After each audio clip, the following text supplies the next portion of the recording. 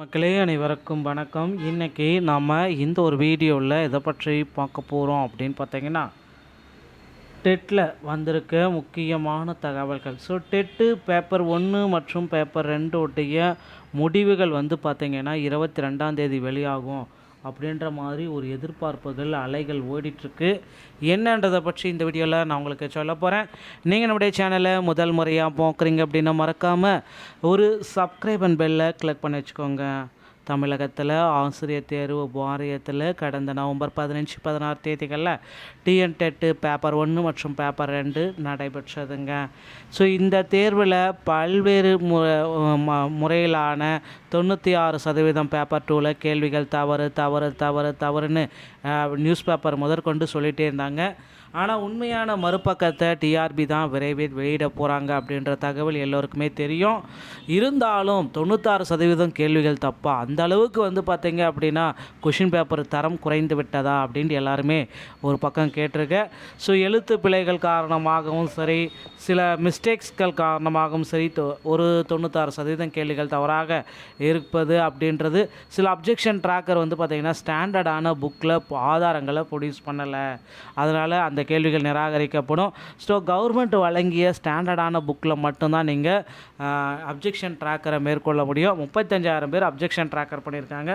அதில் பார்த்திங்கன்னா 30,000 பேருமே ஸ்டாண்டர்டான புக்கில் கொடுக்கல அப்படின்ற மாதிரி தகவல்கள் போயிட்டுருக்கு. ஸோ கிட்டத்தட்ட பார்த்திங்க அப்படின்னா ஒரு 10 கேள்விகள் பார்த்திங்கன்னா கூடுதலாக கிரேஸ் மதிப்பெண்கள் வழங்கப்படுவதற்கு அதிகப்படியான வாய்ப்புகள் இருக்குது. ஸோ ஒரு 50% பார்த்திங்கன்னா கிரேஸ் மதிப்பெண்கள் வழங்குவாங்க. ஒரு 10 கேள்விகளுக்கு வாய்ப்பு பாருங்கள், ஒரு சான்சஸ் இருக்குது.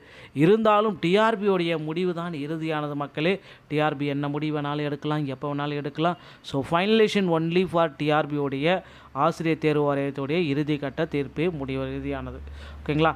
அடுத்து பார்த்தீங்க அப்படின்னா டெட்டில் உண்டான ஜிஓ என்ன சார், அந்த ஜிஓ வருமா வராதா, இதெல்லாம் கொண்டு வரதுக்கு வாய்ப்பு இருக்கா? மற்ற மாநிலங்களில் கொண்டு வந்துட்டாங்க, ஏன் தமிழகத்தில் இந்த ஜிஓவை பாஸ் பண்ண முடியல அப்படின்ட்டு சில சட்ட சிக்கல்கள் எல்லாமே போயிட்டுருக்கு.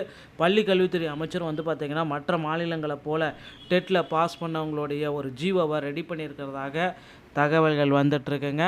ஸோ டெட் பாஸ்க்கு உண்டான ஜிஓ கண்டிப்பாக ரிலீஸ் பண்ண போகிறாங்க. 75 மார்க் எடுத்தால் பாஸ் என்ற ஜிஓவை விரைவில் பப்ளிஷ் பண்ண போகிறாங்க மக்களே.